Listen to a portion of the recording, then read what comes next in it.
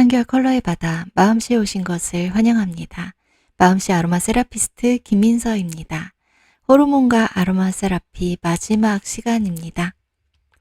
이번 시간에는요, 물질 대사의 항상성 조절에 관여하는 호르몬 중에서도 아주 유명한 호르몬이죠. 인슐린과 글루카곤의 작용에 대해서 살펴보겠습니다. 그리고 이 인슐린과 글루카곤의 작용이 또 교감신경, 부교감신경의 작용과 밀접하게 연결이 되어 있어요. 그래서 이 부분을 함께 살펴보도록 하겠습니다. 여기 지금 아이들이 시소를 타면서 놀고 있어요. 교감신경과 부교감신경의 작용에 대해서 내가 아까 아로마를 살펴볼 때도 이 두 개의 작용은 마치 시소를 타는 것과 같다고 설명을 했었는데요. 호르몬 중에서 특히 인슐린과 글루카곤의 작용도요, 이 시소를 타는 것과 비슷한 원리로 우리 몸에 영향을 미치고 작동을 하게 돼요. 그래서 한쪽이 인슐린이고 한쪽 아이가 글루카곤이라고 하면은 얘네들이 서로서로 올라갔다 내려갔다 하면서 상대적인 양에 따라서, 상대적인 분비량에 따라서 인슐린이 더 지배적인 영향을 미치기도 하고 글루카곤이 더 지배적인 영향을 미치기도 하면서 혈당을 조절하게 되는 거예요. 그럼 이 가운데 있는 아이는 어떤 역할을 하는 것일까요? 우리 몸의 혈당을 올리게 하는 작용 있죠. 우리가 하는 것이요. 음식 섭취라고 보시면 돼요. 이 가운데 있는 아이는요. 음식물을 많이 섭취하면 섭취할수록 혈당이 올라가고, 그러면 인슐린이 더 많이 분비되면서 그 포도당 성분을 세포들이 충분히 사용할 수 있도록 작용을 하게 되는 것이고요. 음식물 섭취를 어떤 이유에서 안 하게 되는 때가 있어요.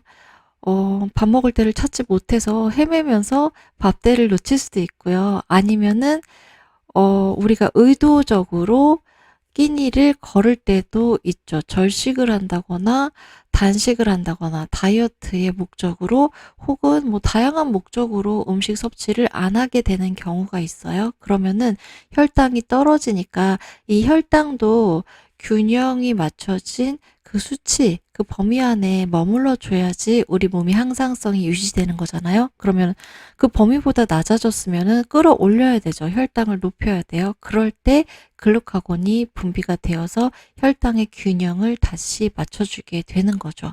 이렇게 인슐린과 글루카곤은 음식 섭취 상황에 따라서 이 분비 농도가 조절이 되면서 시소를 타듯 오르락 내리락 하면서 균형을 맞춰주게 되는 것입니다. 인슐린과 글루카곤이 분비되는 곳의 이름이요, 바로 이 과학자의 이름을 따서 붙여졌어요. 혹시 이 과학자의 이름 짐작이 가시나요? 펄 랑게르한스라는 과학자입니다. 이 사람이요, 췌장이자라고도 하죠. 판크리아스. 영화 제목 중에 너의 췌장을 먹고 싶어, 요런 일본 영화가 나오면서 아마 췌장이라는 용어가 더 익숙하실 수도 있을 것 같아요. 그래서 이 췌장, 판크리아스, 이자라고도 하는 부분, 거기를 해부를 하다 보니까 무언가 호르몬이 분비되는 조직이 있다는 걸 발견하게 된 거죠. 바로 이 폴 랑게르한스가요. 그래서 자신의 이름을 붙여서 그 부분을 랑게르한스 섬이라고 이름을 붙이게 되었어요. 바로 이 판크레아스, 췌장 혹은 이자라고 부르는 이 부분에 위치하고 있는데요. 췌장은 이게 앞에서 본 모습이에요.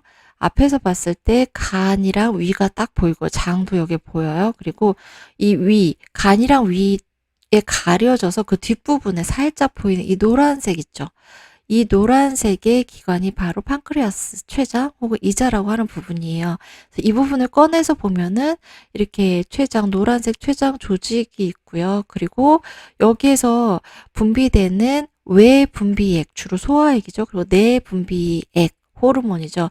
얘네들을 어디로? 십이지장으로, 그리고 혈관으로 이동시키는, 옮기는 관이 있어요. 이게 판크레아틱 덕트, 그래서 췌장관, 이자관, 이렇게 부르는 관이 있고, 여기에 이 골블래더는 담낭이에요. 이 담낭에 대해서도 우리가 다른 클래스에서 이미 살펴봤는데, 담낭은 여기 보면 간 밑에 뾰족, 이게 뾰족은 아니고 이렇게 볼록 나와 있는 거 있죠. 이거거든요.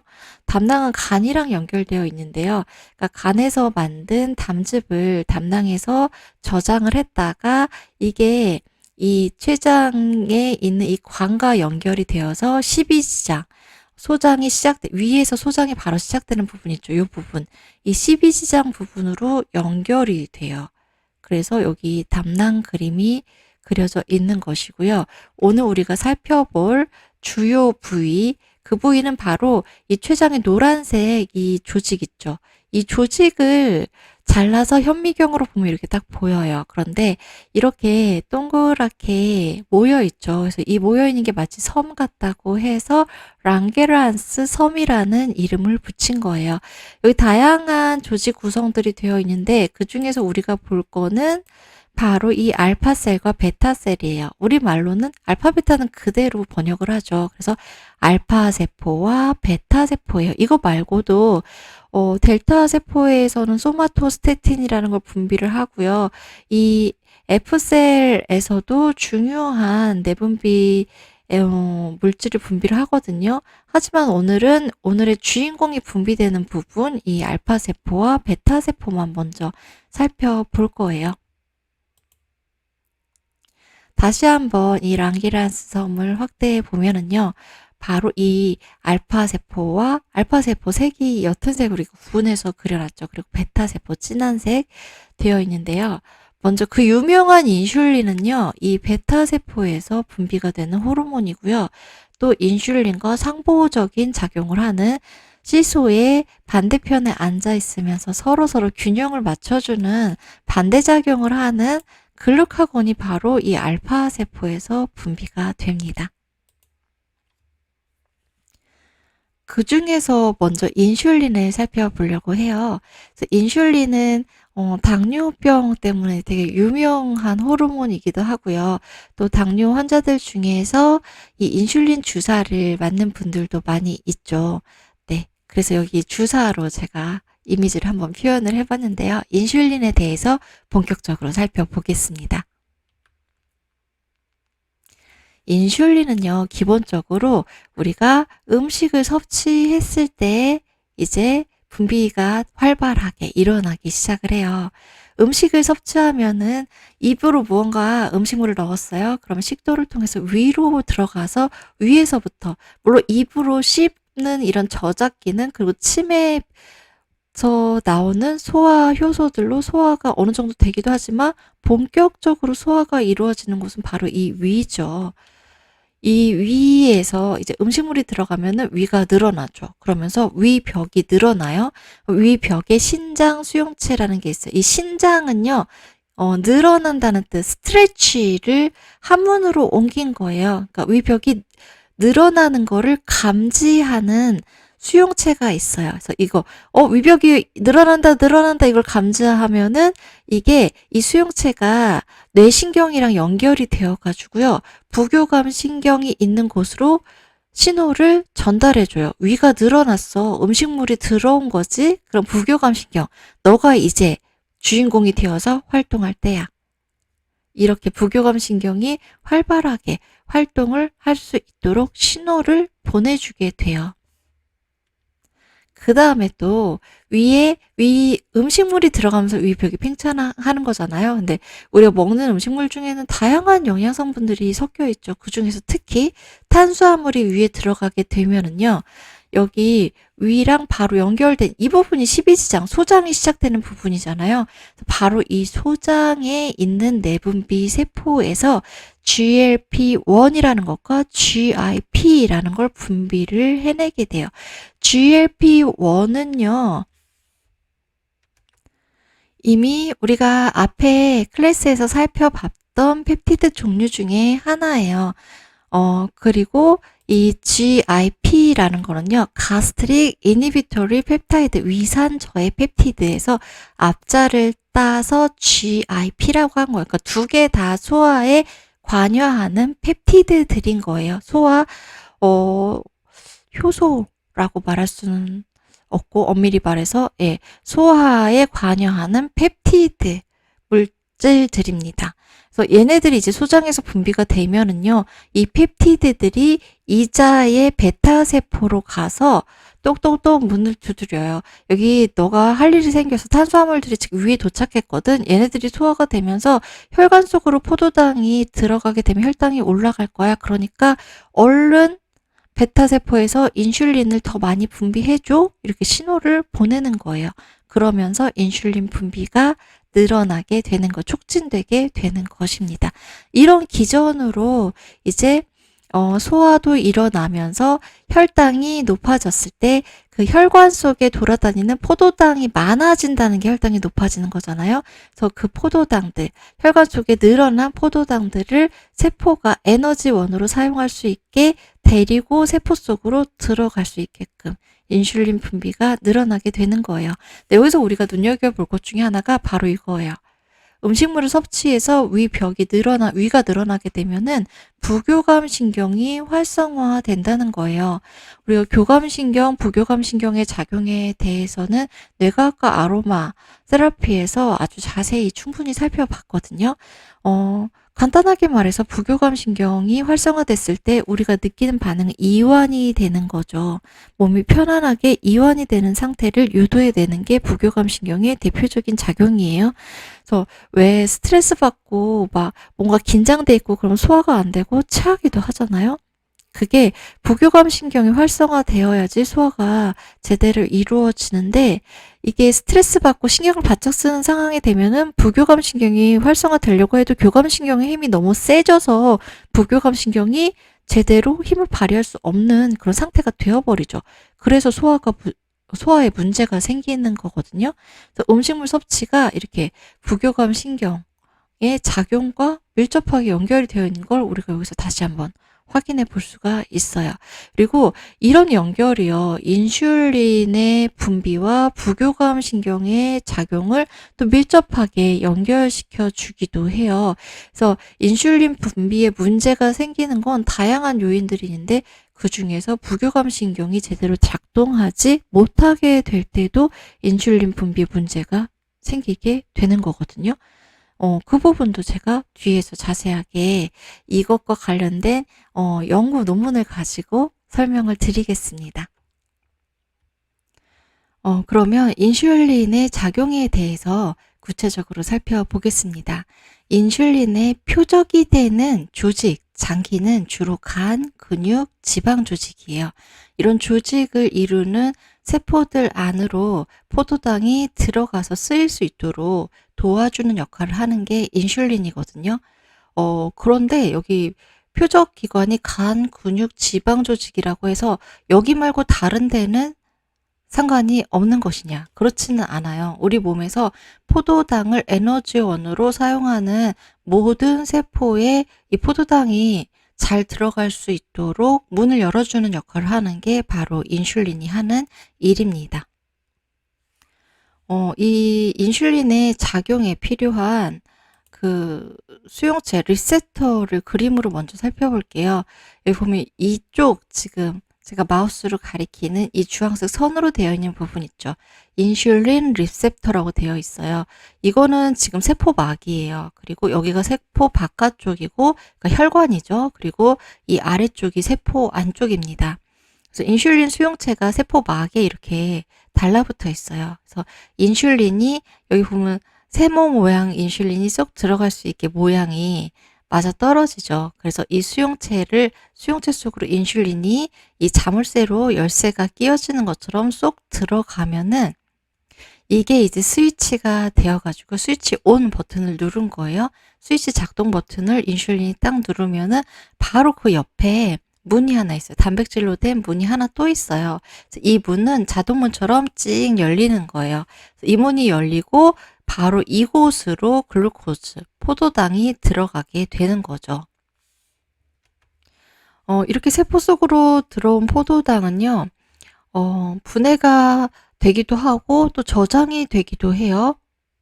그래서 글리코겐의 형태로 저장이 된다는 거는 우리가 바로 앞에 호르몬과 아로마 세라피 바로 전 클래스에서 다뤘던 부분입니다. 그래서 포도당이 이제 이 간이라던가 근육이나 지방에 저장이 될 때 글리코겐의 형태로 저장이 된다고 배웠어요. 바로 그게 여기 그림에 표현이 되어 있는 거고요. 또 어떤 포도당의 일부는 피브로산으로 분해가 되어서 이게 또 다시 지방산으로 최종 분해가 되는 과정을 거치기도 해요. 그래서 이렇게 분해가 되는 과정은 이게 에너지원으로 사용이 되고 나서 그 부산물로서 처리가 되는 과정이 되는 것이죠. 그 다음에 다시 이 화면으로 돌아왔어요.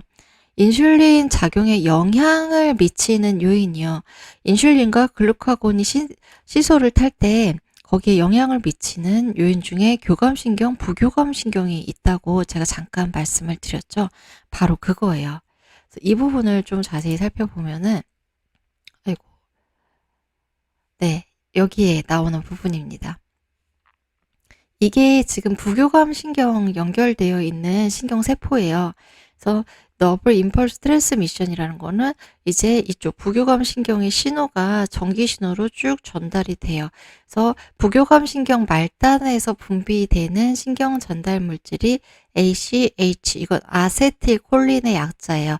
아세틸콜린이라서 여기 이제 부교감 신경 말단에 아세틸콜린이 분비가 되는 거죠. 부교감 신경이 다 있는 곳 중에 어디인가, 여기 베타셀이라고, 여기는 베타셀이 있는데요. 이렇게 이름이 나와 있어요.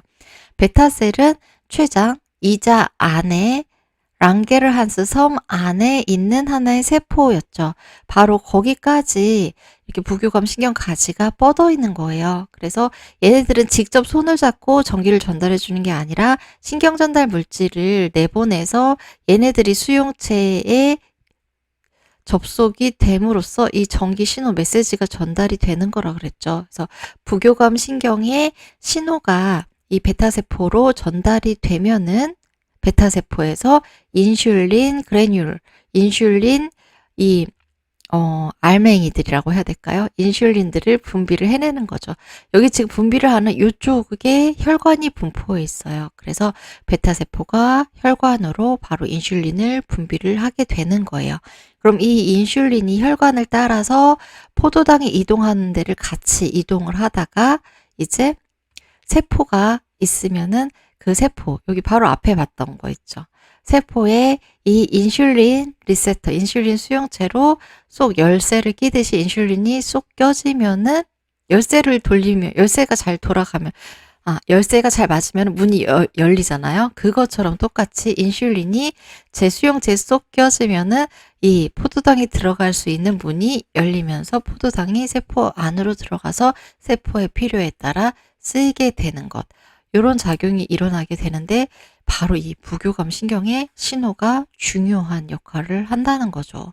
그래서 부교감 신경에 뭔가 문제가 생겼어요. 교감 신경과 부교감 신경의 균형이 깨진 상태예요. 그러면은 베타세포로 전달하는 부교감 신경의 신호에도 문제가 생기겠죠. 혼란이 생길 거예요. 그러면 인슐린 분비가 제대로 이루어지지 못하는 일이 발생할 거고, 인슐린이 제대로 분비되지 않을 때 발생하는 대표적인 질병, 당뇨병과 그런 현상들이 밀접하게 연결이 되겠죠. 이거는 아래 인용한 이 논문에서 가지고 온 그림입니다. 부교감 신경의 췌장 베타세포 신경 연결과 인슐린 분비라는 제목을 붙인 그림이에요. 그래서 여기서 가장 중요한 거, 인슐린 분비에서 핵심적인 역할을 하는 게 부교감 신경의 작용이라는 걸 확인할 수가 있는 것입니다. 그 다음에 인슐린과 함께 서로 시소를 타는 물질이 있었죠. 호르몬이요. 글루카곤이에요. 글루카곤은 제가 여기에 달콤한 사탕으로 표현을 해놨어요. 왜 이렇게 표현을 했는지 글루카곤에 대한 설명을 들으시면 잘 아실 수 있습니다. 우리 당 떨어질 때 있죠. 나 당 떨어져. 뭐 달달한 게 필요해. 그럴 때 바로 앞에 나온 그 사탕이 필요하잖아요. 또 어떤 분들은 아니야, 난 사탕 말고 초콜릿 이런 분들도 있을 거고요. 아니면 시원한 음료수 한 잔, 주스 한 잔 이런 게 필요할 수도 있을 거예요. 이렇게 혈당이 떨어질 때 우리 몸에서는요. 이자의 알파세포, 베타세포 옆에 알파세포도 있었죠. 랑게르한스 섬에. 그 알파세포에서 글루카곤의 분비가 많아져요. 그러면 활발하게 글루카곤이 분비되면은 이 글루카곤도 호르몬이니까 혈관을 타고 간에 도달하게 돼요. 글루카곤이 간에 가서 하는 일은 크게 세 가지예요. 글리코겐을 분해하는 거예요. 앞에서 이제 인슐린이 포도당을 세포 안으로 들여보내주면은 그 인슐린이 들여보내준 포도당을 세포가 쓸 만큼 쓰고 남은 걸 글리코겐으로 저장을 했었죠. 근데 글루카곤은요, 혈당이 떨어진다는 얘기는 혈관 속에 포도당이 충분히 공급되지 않는다는 얘기예요. 세포들은 나 포도당 줘 이러고 여기저기서 아우성인데 이 사람이 먹지를 않네요. 무슨 일인지. 포도당이 몸속으로 들어오질 않아요. 있는 거 어떻게든 꺼내서 쓰고 아껴서 써야 돼요. 그런 상황에서 글루카곤이 분비가 되는 거예요. 그러면은 일단은 아껴 쓰기 전에 먼저 곳간에 쟁여놨던 거 먼저 꺼내서 써야 되잖아요. 그러니까 어떻게 보면 냉장고 파먹기라고 볼 수 있는 거죠. 그래서 글리코겐을 분해하는 작용을 하는 게 바로 글루카곤이에요. 그리고 이렇게 긁어모은 재료들을 가지고 세포 안에서 포도당을 새로 만들어내게 하는 작용을 해요. 그걸 포도당 신합성이라고 표현을 한 거거든요. 그래서 그 재료로 쓰이는 것 중에 글리코겐이 중요한 재료이기 때문에 이게 분해돼서 이쪽으로 화살표가 함께 모아져서 포도당 신합성이 나와 있는 거죠. 이렇게 해서 이 간에서 다시 만들어진 포도당이 혈관으로 제공이 되면서 혈관 속의 포도당 농도가 다시 균형 잡힌 상태, 정상 수준으로, 정상 범위로 올라가게 되는, 혈당이 상승하게 되는 일이 일어나게 되는 거고요. 이런 과정에서요, 또 부산물이 생기는데 바로 그 부산물이 케톤이라는 거예요. 네, 이렇게 글루카곤의 작용을 간단하게 볼 수가 있습니다. 그리고 이 케톤은요, 당뇨의 유형에 따라서 또, 그 합병증에 나타나는 형태가 다르게 갈라지게 되거든요. 근데 그 당뇨의 유형에 따라서 이 간에서 이루어지는 이 일이 더 활발하게 일어나는 유형일수록 케톤이 정상 범위 이상으로 많이 생겨나서 문제를 초래하게 되는 거겠죠. 그래서 그거를 우리가 이제 당뇨병 유형에서 한 번 더 살펴볼 거예요.